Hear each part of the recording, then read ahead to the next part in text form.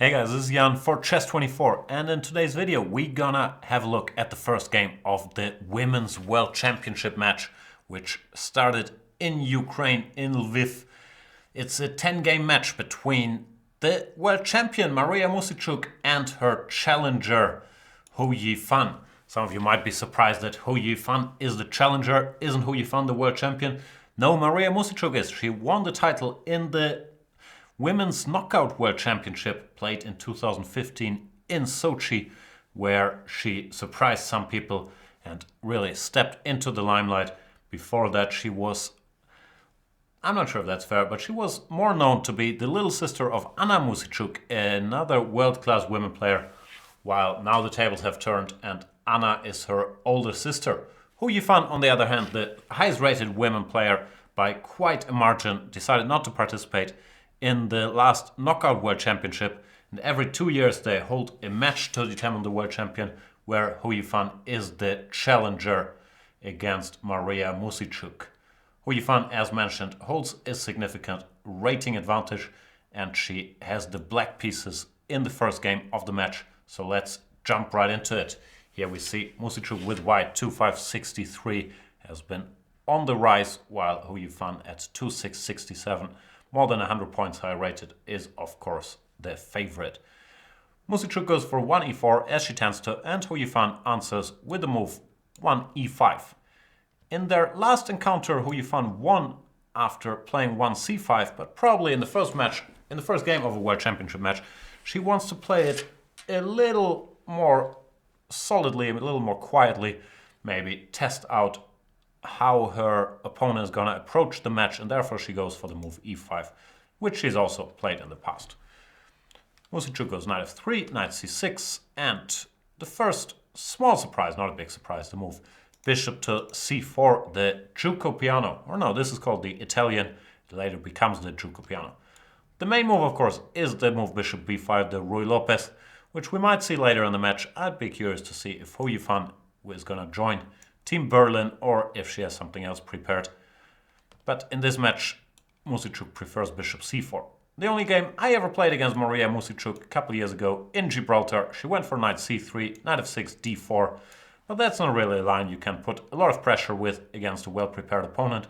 So in this game, she chooses the Italian bishop c4, and Hou Yifan responds with the main move and the most solid move, in my opinion, the move bishop c5.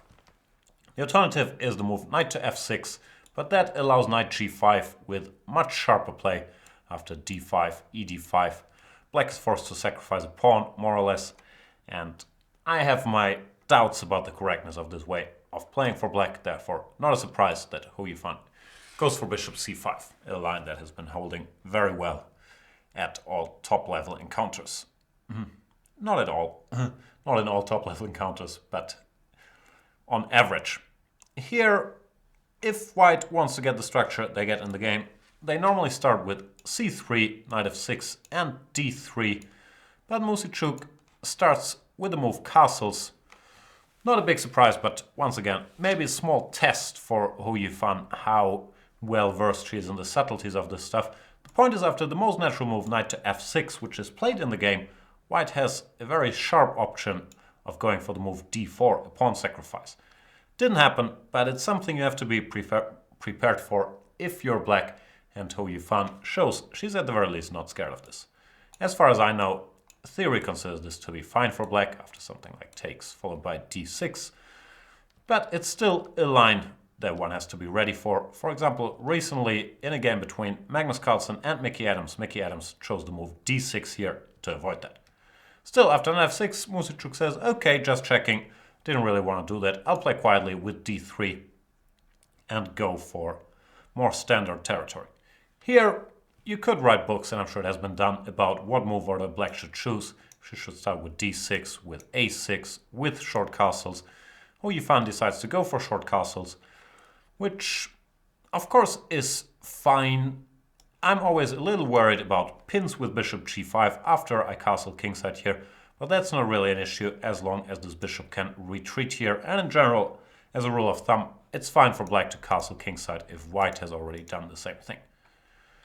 So Muzychuk plays c3, which might not look like much, but really this Pawn on c3 facing the knight on c6 is the main reason white has some hopes for a small advantage here. This knight on c6 is a little bit misplaced and it's controlled by this pawn on c3. Therefore, later on, it's often going to be an idea for black to transfer this knight to a better square. c3, Hou Yifan goes d6, allowing this pin, which I'm always scared of, but objectively it's not supposed to promise that much. Black could answer it with the very sharp and direct h6, bishop h4, g5, inviting complications after knight takes g5. But no such thing happens in this game. Both players seem to be happy to play it a little more quietly. And Muzychuk plays another standard move for the structure, plays the move h3, just stopping black from going bishop g4 or maybe even knight g4. Hou Yifan follows suit, goes h6, now eliminating the option of white ever going bishop to g5. I was about to criticize this move and say maybe it was more flexible to play another standard move a6, vacating this square for the bishop as a hiding spot. But then I checked the database and I saw that I recently played h6 myself in a game against Nisipiano, so now I'm full of praise of that move. But seriously, both h6 and a6, which we're gonna see next move, are typical parts of black's plan here, and the move order does not matter all that much. Muzychuk goes rook e1, also a non-committal move, on the one hand clearing the f1 square for this typical knight maneuver, the other hand maybe preparing bishop e3 or even d4 by protecting the e4 pawn. Hou Yifan goes a6, which, yeah, I believe is the main approach in these positions, to go a6 and bishop a7, just getting the bishop out of the way, directed against d4 and b4. There are alternatives, a5, for example, is gaining in popularity in such structures, arguing that the small weakness of the b5 square is less important than gaining some space and stopping white from going b4. But Hou Yifan goes a6 and Muzychuk plays the move a4. Not the main move, but very logical. After a6, black is often ready to go knight a5 to grab this bishop, which you don't want happening from the white point of view. So what they were normally doing for centuries here is to play bishop to b3 in order to drop back to c2 if needed, and then follow with knight bd2, knight f1, and so on and so forth. Bishop a7, knight bd2, rook e8, or bishop e6. Countless games have been played. But a4 is a move that's gaining popularity in all kinds of these quiet Italian positions. Wesley So has been championing it, Magnus Carlsen has employed it, a4, bishop to a7, and in the games I've recently seen, white often went for the plan with knight a3 followed by knight c2 to support a potential d4 advance, or also to just go bishop e3 and then recapture with the knight. But Muzychuk chooses the more classical knight route, knight d2 followed by knight to f1. Hou Yifan goes for rook e8. This once again is a very solid move, preparing bishop e6 and preparing to recapture on e6 with the rook. The trend goes a bit in the direction of going bishop e6 here directly, not being afraid of these double pawns. And this type of position has turned out to be quite playable for black. But once again, it looks like both players are trying to act in the most solid manner possible, and rook e8, not allowing any changes in the pawn structure, is the most solid way to go. Knight to f1, typical maneuver. The knight either wants to go here or support bishop e3 and then recapture. Bishop e6, that was the idea of rook e8. Bishop takes e6 and rook takes. Now that the rook is on e8, f takes e doesn't look very appealing anymore, since then you want your rook on f8 to do something potentially on the f-file. So rook takes e6. This rook can sometimes be a little misplaced and run into pawn forks after d4, d5, but no such thing is possible yet, since the e4 pawn would be on priest after, let's say, d4, just ed4, and this is hanging.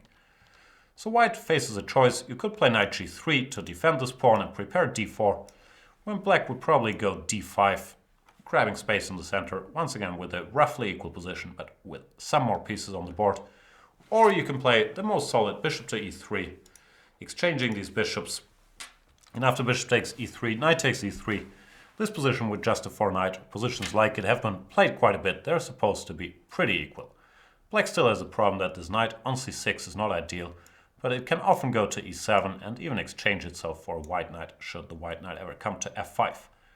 Hou Yifan here decides not to waste any time and grab space in the center by playing d5, which, yeah, has pros and cons, of course. you occupy some space, you stop white from ever going d4 really, but on the other hand you slightly weaken your e5 pawn. It's a typical move and I think the position is roughly balanced, but I think it's also fine to just play a move like queen to d7 and do nothing for now, see what white wants to do. So d5 was played, white correctly decides not to change the pawn structure and go queen c2, defending the e4 pawn, and Hou Yifan goes for the most natural move, queen to d7. An alternative that I believe deserved serious consideration as well is the move a6 to a5 here, just gaining some more space on the queen side and stopping white from ever going b4 herself or even a5 herself, when it's still possible to follow up with queen d7, rook d8, and the position is still very balanced. Queen d7 was played, rook a to d1, could make a case for starting with b4 here as well, but of course rook a d1 is very natural, putting the rook on the same file as the black queen. Rook d8, once again, same speech I gave earlier, a5, still an option, but it looks like neither player is in a big hurry to either play or prevent the move b2 to b4. So rook d8. Here, once again, I was expecting b4, but Muzychuk decided to play the move knight to f5, which looks very inviting. It's a nice square for the knight, and we've all heard the famous Kasparov saying a knight on f5 is worth a pawn. The drawback in these structures is that whenever you go knight f5, black can go knight e7, immediately exchanging that piece and also exchanging his worst piece, the knight on c6. It didn't happen here instantly, and I wasn't quite sure why.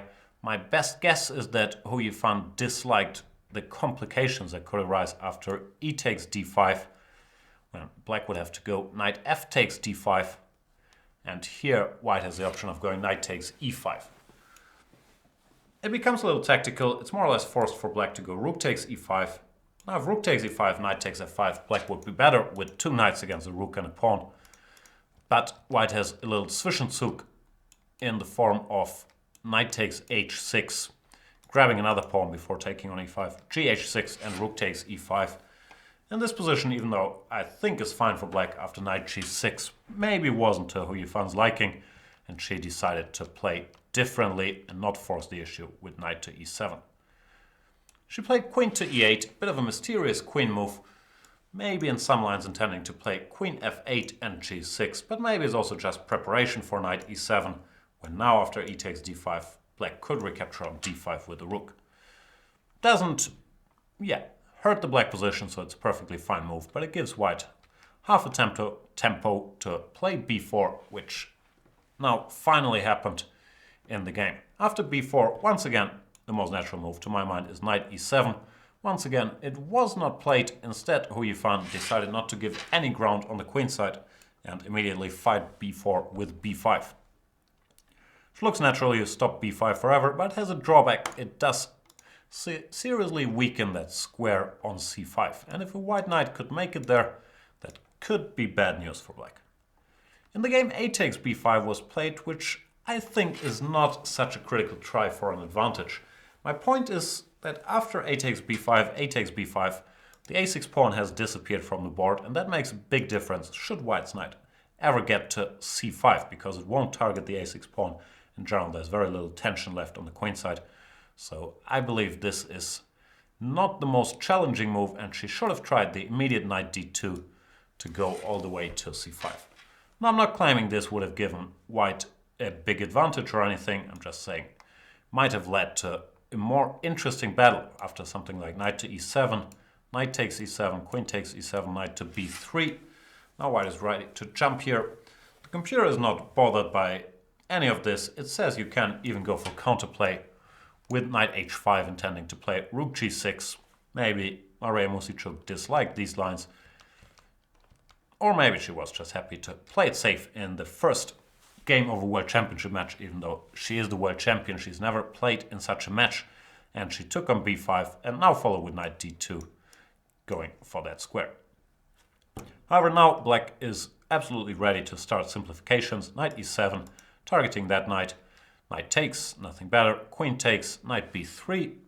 The square is still nice, but black is ready, as mentioned. D takes e, rook d6, to simplify the position so much that this knight won't really have any effect. Knight to c5 was played, rook takes d1, rook takes d1, rook takes d1, queen takes d1, and here the last subtlety. If white were allowed to stabilize a position, you could argue that she's still better with this dominant knight on c5, but black does have the very strong move queen d6, fighting for the d file, and in particular the d7 square. Turns out that white can't take on d6, because after c takes d, this knight has to go somewhere, and the e4 pawn would drop, which would be very bad news for white. Therefore, after queen d6, the queen has to go somewhere, queen to e2. Black plays c6, covering b5, and now black is fully ready to play knight d7, get rid of this strong white knight, and the structure being perfectly symmetrical, there is very little left to play for. Therefore, the game didn't last all that much longer. g3, knight d7, knight takes, queen takes. Here it's important not to blunder the h3 pawn, so king g2, queen d6, queen to e3, and a draw was agreed because, yeah, this is a totally drawn queen's endgame, and there's not all that much to play for left. So not the most exciting chess game we've ever seen. Both sides feeling their way into the match, happy to exchange pieces, play solid lines as we've seen by a couple choices, by Hou Yifan going e5, Muzychuk choosing the quiet Juku piano, Hou Yifan choosing the quiet mainline, bishop c5, and then later on, yeah, neither side really allowed any changes of structure, like here knight b2, you could go bishop e6, allow this bishop takes e6. Instead, Hou Yifan went for this, and once again Muzychuk played the most solid move, bishop to e3, exchanging more pieces. And the last interesting spot I thought was after b4, b5, where this knight d2 could have led to a slightly more complicated battle. Even though I'm not saying white is winning here, it's still roughly equal, but maybe it was worth a shot. Anyway, a draw in the first match, in the first game of the match, which is supposed to be a 10-game match. Of course, it would be over if one side scores enough points to win it first. Hou Yifan is going to have the white pieces in the next game. We'll keep you posted. Thank you so much for watching this video. See you next time. Bye bye.